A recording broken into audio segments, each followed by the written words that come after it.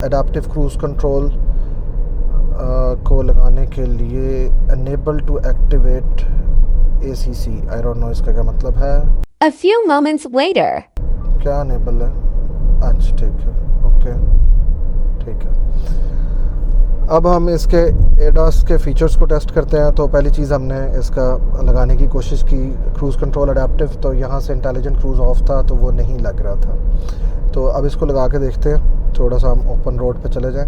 1 hour later. अब हम इसका क्रूज़ लगाएंगे around 40, unable to activate ACC, और ये नहीं बता रहा कि ये क्यों एक्टिवेट नहीं कर पा रहा। Many unbearable hours later. हम इससे पहले टेस्टिंग कर रहे थे इसकी, तो इसका क्रूज़ इंगेज नहीं हो रहा, और हमें लगता है कि दैट इज़ बिकॉज इसकी TPMS की लाइट ऑन है। Banded air pressure in the tyres is 36 PSI, जो कि फ़िलहाल लो है। यहाँ पे आप देख सकते हैं कि ये 34, 32, 34, 33, तो हमें ये पूरा करवाना पड़ेगा। तो पहले इसको फुल कराते हैं, then will start the experience. 1 eternity later. अब हम चलते हैं BYD 802 का ड्राइविंग एक्सपीरियंस लेने। तो सबसे पहली चीज़ जो आप गाड़ी में बैठते ही फील करते हैं ना, ये जो रोड है, दिस इज़ अ TST, ये कार्पेटेड रोड नहीं है, और इसमें हल्के हल्के बम्प्स हैं। तो ये छोटा छोटा बम्प भी मैग्नीफाई होके आपके कैबिन के अंदर एक गूंज बनाता है, जो कि आपके सिर को बहुत ज़्यादा, मतलब ईयर ड्रम्स को बहुत तंग करती है। ये मैंने कल से ड्राइव कर रहा हूँ, और ये चीज़ मैं कल से फील कर रहा हूँ। ये आई डोंट नो कि माइक में आ सकी है कि नहीं। अभी बम्प्स थे तो उसमें शदीद किस्म की गूंज गाड़ी में आती है। और ये जिनकी गाड़ी है, मैंने उन्हें भी पूछा कि ये प्रॉब्लम है, उन्होंने कहा यस ये प्रॉब्लम है इस गाड़ी में। अब हमने इसकी जो टायरों की एयर है वो फिल करवा ली है, और यहाँ पे रन फ्लैट का जो साइन आ रहा था वो ख़त्म हो गया। इसमें एक अजीब चीज़ ये हुई कि इसका जो पिछला टायर है वो आगे लगा हुआ है, तो वो यहाँ पे शो कर रहा था। उसके अलावा कोई आधा घंटा हम इसके साथ लड़ते रहे हैं कि किसी तरह ये TPMS हवा भरवाए बगैर रीसेट हो जाए, यहाँ से स्क्रीन से या स्टीयरिंग कंट्रोल से, आपके इंस्ट्रूमेंट क्लस्टर से हो जाए, पर ये रीसेट नहीं हुआ।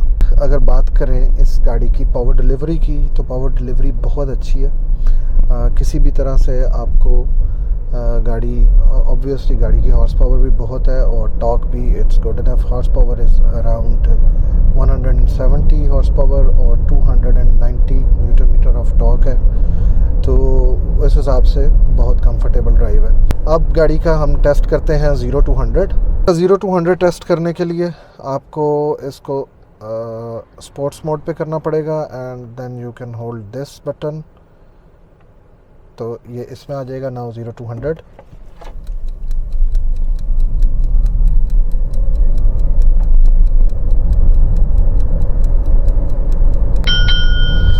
So this is the time that we get, 0 to 100 in 8.2 seconds.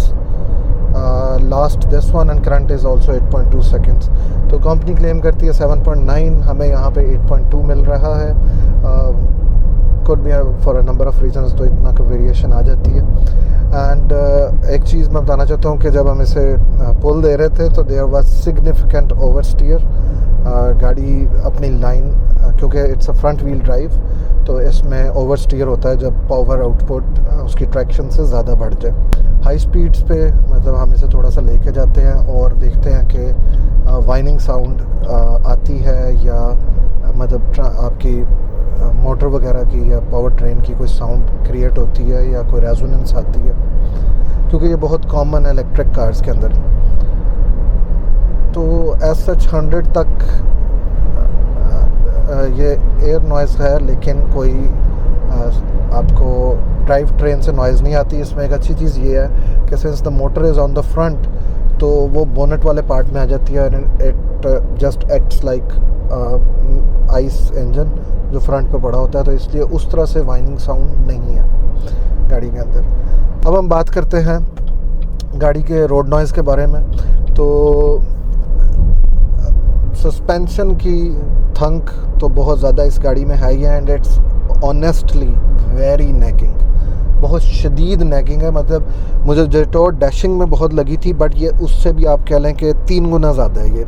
और ये पीछे से है, आगे से कोई भी चीज़ नहीं है। इसके आगे आपके इंडिपेंडेंट सस्पेंशन है और पीछे टॉर्शन बीम है। तो वो जैसे क्रोला वगैरह में होता है, पीछे एक सिंपल रोल बार है, उस पर 2 शॉक्स लगे हुए हैं और स्प्रिंग्स हैं। तो ये पीछे इसके वो आती है और इसकी सस्पेंशन की शोर बहुत ज़्यादा है। जहाँ तक रोड का नॉइज़ है तो टायर नॉइज़ वो इतना ज़्यादा नहीं है, लेकिन आपके पास जो एयर नॉइज़ है साइड से वो थोड़ा बहुत है। और ये जैसे अभी बाइक गुजरी है तो उस बाइक के सिलेंसर की आवाज़ भी आ रही है अंदर। तो एज सच इंसुलेशन इतनी अच्छी नहीं है, बट जिस क्लास में ये है उसके हिसाब से इट्स फेयरली गुड इनफ। अभी गाड़ी रुकी है तो मैंने एक चीज़ फील किया है कि इसका जो फ्लोर है उसके अंदर ये सस्पेंशन की वाइब्रेशन हर वक्त आ रही होती है एंड माई लेग्स आर, जैसे वो कीड़ियाँ नहीं चल रही होती हैं, वो वाली फीलिंग आ रही है इनमें। इवन जो पीछे हमारे कैमरामैन बैठे हैं उनकी भी सेम कंप्लेंट है इस चीज़ के बारे में।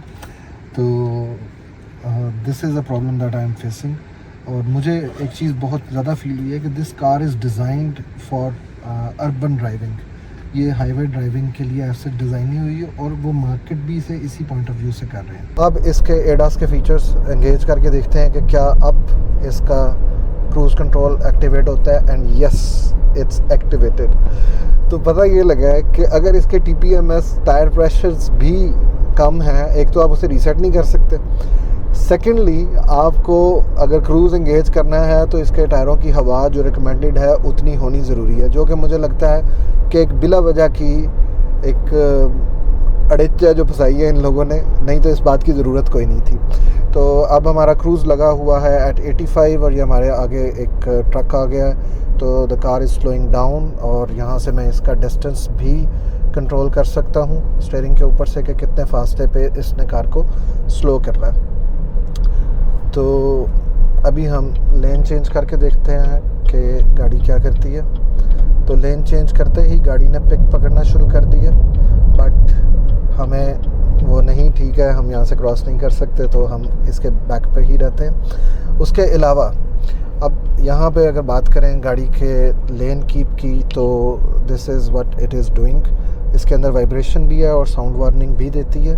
तो जैसे अभी ये पुल कर रही है, मैं इसको उधर पुल कर रहा हूँ लेफ़्ट को और ये राइट को पुल कर रही है कॉन्स्टेंटली। तो इस हिसाब से इट्स गुड। लेट्स सी कि ये सेंटर कीप करती है या हर वक्त गाड़ी को हिलाती रहती है। ये एक चीज़ है जो बहुत नैगिंग होती है ऑन लॉन्गर जर्नीज़ और आपको तंग करती है। तो हम इसको थोड़ा सा एक्सेलरेट करते हैं and then we change the लेन।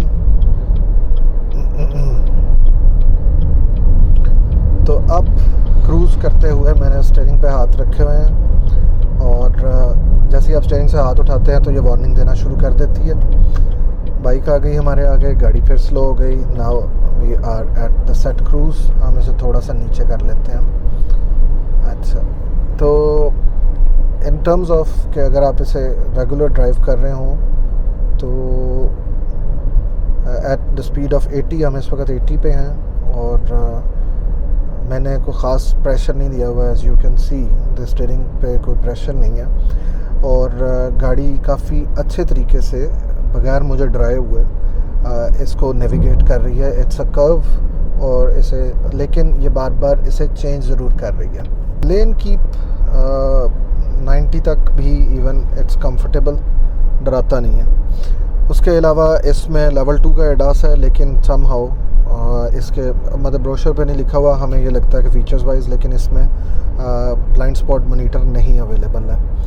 और बाकी front collision warning, lane keep assist, adaptive cruise control, 360 degree camera, ये सारे फंक्शंस इसके अंदर अवेलेबल हैं। ड्राइविंग के कुछ फीचर्स और हैं इसमें जो मैं आपको बताना चाहता हूँ। एक ये इंजन साउंड सिमुलेटर है जो कि मुझे नहीं समझ आ रहा, कोई इंजन की साउंड आ नहीं रही जब मैं इसको बंद भी करता हूँ क्योंकि ये ऑफ़ के ऊपर लिट होता है। उसके अलावा डाउन हिल असिस्ट आ जाता है आपके पास ब्रेक होल्ड का फंक्शन तो है ही है। यहाँ से आप इसकी स्क्रीन से ही इसकी ये हैंड ब्रेक भी लगा सकते हैं। देन आप यहाँ से इसका रीजनरेटिव ब्रेकिंग भी शिफ्ट कर सकते हैं स्टैंडर्ड या हाई पे। आई बिलीव कि इसका जो एडास है वो जितना का अवेलेबल है वो काफ़ी मैच्योर है और आपको हाईवे ड्राइविंग में काफ़ी हेल्प कर सकता है। एक चीज़ मैं ऐड करना चाहता हूँ कि जब आप इसके सारे एडास फीचर्स अगर ऑफ़ कर देते हैं तो इट रिमेन्स ऑफ, आपको हर बार गाड़ी स्टार्ट करके वो ऑफ़ करने की ज़रूरत नहीं होती है।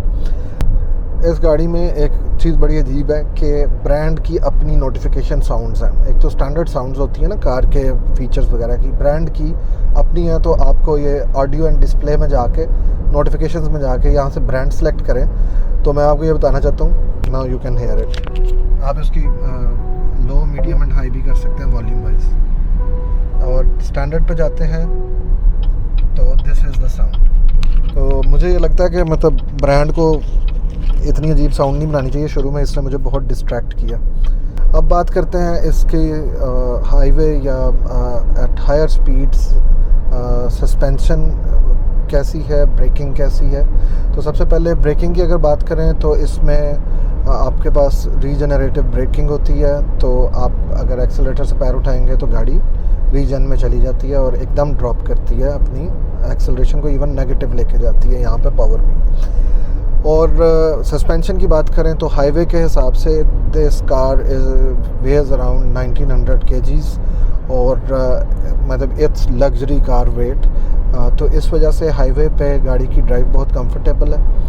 और बॉडी रोल गाड़ी में है थोड़ा सा, आई डोंट नो, हालांकि इसकी स्पेसिफिकेशंस के हिसाब से इसका टायर का वो भी ज़्यादा थोड़ी सी साइड वॉल हैवी है, तो उसकी वजह से ये चीज़ हो सकती है जो हम फेस कर रहे हैं। हाई स्पीड के ऊपर सस्पेंशन की बात की जाए तो it's the right amount of hard and soft combination. तो इस वजह से आपको कहीं पे भी ये चीज़ फील नहीं होगी कि कोई बम्प वगैरह आए और गाड़ी जो सी उससे फ्लोट कर जाए, जैसे स्पॉटेज पीछे से लाइन छोड़ देती थी। So this is the part जहाँ पे हमारे पास पॉट होल्स हैं, तो हम उन पे लगा के देखते हैं। अपार्ट फ्रॉम के गूंज बहुत ज़्यादा आ रही है इस रोड के ऊपर गाड़ी के अंदर, और मेरे दिल कर रहा है कि अपने कानों में कुछ लगा लूँ, बट उसके अलावा गाड़ी में एज सच कोई चीज़ फील नहीं हो रही है। ये नहीं है कि कोई ठक ठक की साउंड है, एक गूंज है जो आती है। This is the wavy part now. और इसमें आप देखें कि गाड़ी सॉफ्ट है पर ये अपनी लाइन नहीं छोड़ी, और गाड़ी का फ्रंट एंड और rear end is very homogeneously moving, एक दूसरे को कॉम्प्लीमेंट कर रहे हैं। ये नहीं है कि फ्रंट एंड किसी और तरफ जा रहा है और बैक किसी और तरफ को लहरा रही है। तो इस हिसाब से the suspension is very well tuned. ये था आज का हमारा रिव्यू। अगर आपको पसंद आया है तो लाइक करें, शेयर करें और सब्सक्राइब कर लें ताकि हर आने वाली वीडियो का नोटिफिकेशन आपको मिल सके। अस्सलाम वालेकुम।